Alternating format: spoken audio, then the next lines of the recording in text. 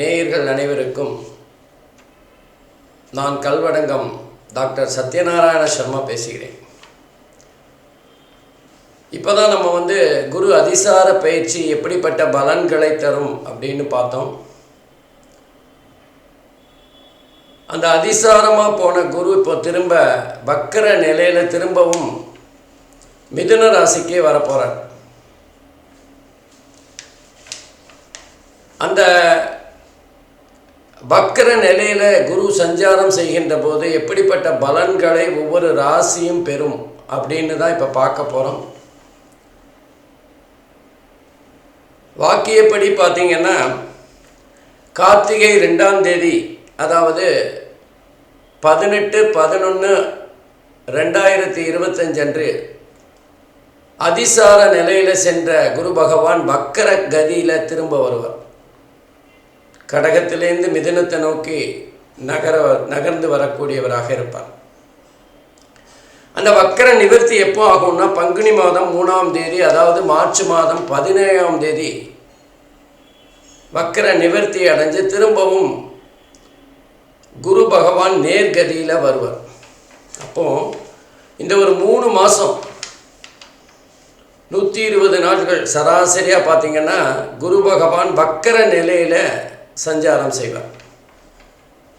அதே திருக்கணிதப்படி பார்த்திங்கன்னா நவம்பர் மாதம் 11ஆம் தேதி 2025 அன்று குரு பகவான் வக்கர கதியை தொடங்குகிறார். அதே 11ஆம் தேதி மார்ச் மாதம் 2025 அன்று 26 குரு பகவான் வக்கர கதியில் சஞ்சாரம் செய்வதை நிறுத்தி நேர்கதியில் சஞ்சாரம் செய்ய தொடங்குவார். அந்த நேரத்தில் குரு பகவான் மிதுன ராசியில் இருப்பார். அப்போது பொதுவாக ஒரு விதி இருக்குது, குரு பகவான் ஒரு ராசியில் குறைந்தபட்சம் 1 வருஷம் இருந்து பலன்களை தரக்கூடியவர் அப்படின்னு சொல்லுவாங்க. ஏன்னா வருட கிரகங்கள் அப்படிங்கிறது குரு பகவான், சனி பகவான், ராகு, கேது தான். ஆனால் இந்த தடவை குரு பயிற்சியில் ஒரு 3-4 மாதங்கள் இந்த மாதிரி அதிசாரம் வக்கர நிலை இதிலெல்லாம் போயிடுச்சு. அப்போது ஒரு ஜாதகத்தில் குரு பகவானோட இந்த அதிசார பயிற்சி, வக்கர பயிற்சி இதெல்லாம் எப்படிப்பட்ட பலனை தரும் அப்படின்னு பார்க்கறது தான் இந்த பதிவோட நோக்கம். உதாரணமாக சொல்லணும்னா, இப்போ நம்ம நேராக நடந்து போகிறோம் ரோட்டில், நம்ம வேகமாக நடக்கலாம், மெதுவாக நடக்கலாம், நமக்கு எதிர்த்தாப்பில் வர்ற அந்த டிராஃபிக்கை பார்த்து நம்ம வசதியாக நடந்து போகலாம். ஆனால் அதே நேரத்தில் நம்ம பின்னோக்கி நடக்கிறோம் அப்படின்னு ஒரு உதாரணத்துக்கு ஒரு கற்பனைக்கு வச்சிருந்தாலும் நம்மளோட நடையில் ஒரு தயக்கம் இருக்கும், தைரியமாக நடக்க முடியாது, நமக்கு எந்த மாதிரியான சூழ்நிலைகள் சூழ்ந்திருக்குன்னு புரியறதுக்கு ரொம்ப கஷ்டப்படும். நம்ம வேகமாக நடக்க முடியாது, நம்ம காலே நம்மளை தடுக்கும். அப்போது நம்முடைய சாதாரண நடைக்கும் பின்னோக்கி நடக்கின்ற போது ஏற்படுகின்ற சிரமங்கள் இருக்குது. அதே மாதிரி தான் அந்த வக்கர நிலையில் ஒரு கிரகம் சஞ்சாரம் செய்கிறதுன்னா அந்த கிரகமும் கொஞ்சம் ஒரு விதமான தடுமாற்றம். உதாரணமாக சொல்லணும்னா, ஒரு உச்சம் பெற்ற கிரகம் வக்கர கதியில் சஞ்சாரம் செய்யும் போது நீச்சமான பலனை தருவார். ஆட்சி பெற்ற ஒரு கிரகம் ஆட்சி பெற்ற பலனையே தருவார். பகை பெற்ற கிரகம் நட்பு பலனை தருவார். நட்பு பெற்ற கிரகம் பகை பலனை தருவார். அதே நேரத்தில் ஒரு கிரகம் நீச்சமாக இருந்து இந்த மாதிரி வக்கர கதியில் சஞ்சாரம் செய்தாரேனால் அவர் உச்சமான பலனை தருவார்.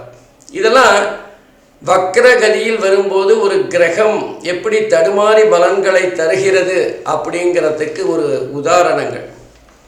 இப்போ குரு வக்கர கதியில் 3 மாதம் சஞ்சாரம் செய்ய போகிறார். நவம்பர் 11லேருந்து திருக்கணிதப்படி மார்ச் 11ஆம் தேதி வரை அவர் வக்கர கதியில் 2 ராசியிலையும் சஞ்சாரம் செய்வார். கடக ராசியில் கொஞ்ச நாள், அதுக்கப்புறம் மிதுன ராசிலையும் கொஞ்ச நாள் சஞ்சாரம் செய்வார். இந்த மாதிரி வக்கர கதியில் குரு பகவான் சஞ்சாரம் செய்யும்போது 2 விஷயங்கள். குருவோட காரகத்துவமான சில விஷயங்கள் மாறுபடும். அதே நேரத்தில் குரு மிதுன ராசிக்கு எந்த வீட்டில் இருக்காரோ அந்த பாவகம் மாறி கடகராசியில் இருக்கிற பாவகமாக மாறும். குருவோட பார்வை மாறும். அதனால் இந்த குரு வக்கர பலன்கள் அப்படிங்கிறது குருவோட நம்பகத்தன்மை. நான் ஜாதகருக்கு யாருக்கெல்லாம் இந்த மாதிரி வக்கர கதியில் போகிற குருவோட பாதிப்பு இருக்கோ அவங்களுக்கெல்லாம் நம்பகத்தன்மையில் ஒரு சந்தேகம் வரும். யாரையும் அவ்வளோ எளிதாக நம்ப மாட்டாங்க. எல்லார் மேலேயும் சந்தேகப்படுற ஒரு சூழ்நிலையாக இருக்கும். அதே மாதிரி அவங்களோட மனோபாவம் மாறும். தன்னோட சுயமதிப்பு, தனக்கு மதிப்பு அதிகமாக இல்லை, நம்மளை யாரும் மதிக்கலை அப்படிங்கிற ஒரு ஃபீலிங் அவங்களுக்கு வரும். சில சமயங்களில் பிடிவாதமாக இருக்கிற மாதிரியாகவும் இருக்கும். தங்களையே உயர்வாக நினைத்து கொள்ளுகின்ற ஒரு மனோபாவம் இந்த காலகட்டத்தில் இருக்கும். இந்த நேரத்தில் ஆன்மீகம் சம்பந்தமாக மத ரீதியான கேள்விகளை அதிகமாக கேட்குற ஒரு தன்மை ஏற்படும். அது உள் மனதிற்குள்ளே அவங்களுக்கு எழுப்பப்படக்கூடிய ஒரு சூழ்நிலை இருக்கும். அதே மாதிரி தொழில் மற்றும் உறவுகள் சம்பந்தமான சில மாற்றங்கள் கண்டிப்பாக அந்த காலகட்டத்தில் ஏற்படும். சிலருக்கு அது வளர்ச்சியாக இருக்கலாம், சிலருக்கு அது கடினமான பாதகமாக இருக்கலாம். அப்போ இந்த குரு பகவான் 12 ராசிக்கு எப்படிப்பட்ட பலன்களை தரப்போகிறார் அப்படிங்கிறத ஒவ்வொரு ராசியாக பார்க்கலாம் வாங்க. அன்பிற்கினிய கும்பராசி அன்பர்களே, இன்றைக்கி நம்ம குரு வக்கர கதியில் சஞ்சாரம் செய்யும்போது, அதுவும் கடகராசியிலையும் மிதுன ராசியிலும் சஞ்சாரம் செய்கின்ற அந்த காலகட்டம் 120 நாட்கள் கும்பராசி அன்பர்கள் எப்படிப்பட்ட பலன்களை பெறப்போகிறார்கள் அப்படின்னு பார்க்கலாம். நவம்பர் 11ஆம் தேதி 2025க்கு பிறகு அதிசாரமாக சஞ்சாரம் செய்த குரு பகவான் வக்கர கதியில் கடகராசியிலேருந்து மிதுன ராசியை நோக்கி செல்வார். டிசம்பர் மாதம் 5ஆம் தேதிக்கு பிறகு கடகராசியிலேருந்து மிதுன ராசியில் சஞ்சாரம் செய்வார். ஆகவே 120 நாட்கள் மிதுன ராசியில் வக்கர கதியிலும் ஒரு 20-25 நாட்கள் கடகராசியில் வக்கர கதியிலும் சஞ்சாரம் செய்து பலனை தர இருக்கின்றார். இது கும்பராசி என்பர்களுக்கு எப்படி இருக்கும்?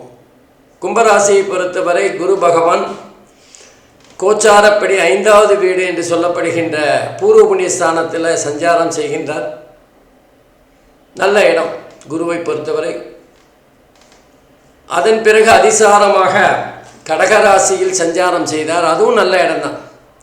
குருவை பொறுத்தவரை 5, 6 எல்லாமே நல்ல இடங்கள் தான். வேலையில் மாற்றத்தை தரக்கூடிய ஒரு இடம். இப்போ 6வது வீட்டிலிருந்து 5வது வீட்டை நோக்கி செல்ல போகிறார். அதுவும் 5வது வீடு குருவுக்கு நல்ல பலனை தருகின்ற அந்த காலகட்டத்தில் குரு வக்கரகதியில் சஞ்சாரம் செய்கிறார். அதே மாதிரி கடகராசியில் உச்சம் பெற்ற குரு வக்கரகதியில் சஞ்சாரம் செய்கின்றார். ஆகவே இந்த ரெண்டுமே பொறுத்தவரை கும்பராசியை பொறுத்தவரை மிகப்பெரிய அளவில் நன்மைகளை தரும் அப்படின்னு சொல்ல முடியாது. 5வது இடம் என்பது பூர்வ புண்ணியஸ்தானம், புத்திரர்களை பற்றி சொல்லக்கூடியது. அதே மாதிரி 6வது இடம் அப்படிங்கிறது கும்பராசியை பொறுத்தவரை வேலை, தொழில், வியாபாரம் சம்பந்தப்பட்ட விஷயங்களை சொல்லக்கூடியது. அப்போது முதல்ல ஒரு 25 நாட்கள் 6வது வீட்டில் குரு பகவான் சஞ்சாரம் செய்கின்ற போது கொஞ்சம் தொழிலில், வியாபாரத்தில் கஷ்டங்கள், சங்கடங்கள், மன அழுத்தம் இதெல்லாம் வரக்கூடிய காலகட்டமாக இருக்கும். வேலை செய்கின்றவர்களுக்கு வேலை விஷயமாக ஒரு அழுத்தம் இருக்கும். நம்ம இந்த கம்பெனியில் வேலை பார்க்கலாமா, இல்லை வேலையை விட்டு வேற எங்கேயாவது போயிடலாமா அப்படிங்கிற எண்ண ஓட்டங்கள்லாம் வரும். கொஞ்சம் பொறுமையாக இருக்க வேண்டிய காலகட்டம் தான். கும்பராசியை பொறுத்தவரை இந்த குரு அதிசாரம் அப்படிங்கிறது சுமாரான பலனை தான் தரும்.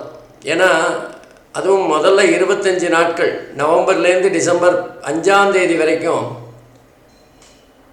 குரு பகவான் உச்சமாக இருக்கின்ற இடம். அந்த இடத்துல வக்கர பலன் அப்படிங்கிறது வேலையில் தேவையில்லாத பிரச்சனைகள் வரக்கூடிய ஒரு காலகட்டமாக இருக்கும். குறிப்பாக அரசாங்கத்தின் மூலமாக தொழில் வியாபாரம் போன்ற விஷயங்களில் ஏதாவது ஒரு கெடுபிடிகள் இருக்கலாம். அரசாங்கத்துக்கு கொடுக்க வேண்டிய ஏதாவது வரி அல்லது அவர்களுக்கு காட்ட வேண்டிய கணக்கு போன்ற விஷயங்களில் கொஞ்சம் தாமதப்படுத்துகின்ற ஒரு சூழ்நிலை இருக்கலாம். ஏதோ ஒரு வகையில் அரசாங்கத்தோட அபராதங்களை செலுத்துகின்ற ஒரு சூழ்நிலை கூட ஏற்படலாம். அப்போது இந்த காலகட்டம் அப்படின்னு பார்த்தீங்கன்னா கும்பராசிக்கு முதல்ல 25 நாள் கடகராசியில் சஞ்சாரம் செய்கின்ற போது வேலை விஷயமாக சின்ன சின்ன பிரச்சனைகள், தொழில் சம்பந்தமாக வியாபாரம் சம்பந்தமாக நமக்கு பணம் கொடுக்க வேண்டியவன் தாமதப்படுத்துகின்ற ஒரு சூழ்நிலையை பார்க்கலாம். அதே மாதிரி 7வது வீட்டுக்கு 12வது வீடான 6வது வீட்டில் குரு இருக்கிறதுனால குடும்பத்திலும் சின்ன ஒரு குளறுபடிகள், மன அழுத்தம், நம்ம வியாபாரத்தில் இருக்கிற அந்த சங்கடங்கள் குடும்பத்தில் எதிரொலிக்கக்கூடிய வாய்ப்பு இருக்கும். பண விஷயமாக நம்ம வாங்கின கடனுக்கு எதிரிகள், பகை போன்ற விஷயம், வம்பு வழக்குகள் இதெல்லாம் ஏற்படக்கூடிய காலகட்டமாக கும்பராசியை பொறுத்தவரை இருக்கும். ஒரு 25 நாள் தான். அதுக்கப்புறம் மிதுன ராசிக்கு குரு பகவான் போனோன்னு பூர்வ புண்ணியஸ்தானம், அந்த இடத்துல மனசு சம்பந்தமான பிரச்சனைகள் வரலாம். புத்திரர்கள் சம்பந்தப்பட்ட ஏதாவது சின்ன சின்ன கவலைகள், வருத்தங்கள் ஏற்படலாம்.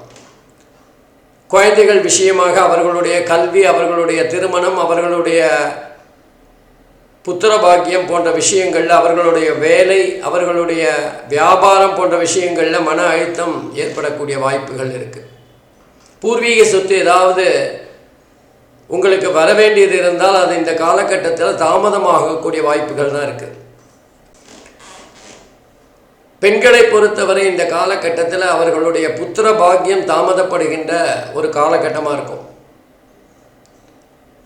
அது மட்டும் இல்லாமல் அவர்களுடைய வயிறு, கர்ப்பப்பை சம்பந்தப்பட்ட ஏதாவது ஒரு சிகிச்சை செய்ய வேண்டிய ஒரு காலகட்டம் கட்டாயம் இருக்கக்கூடிய வாய்ப்புகள் இருக்குது.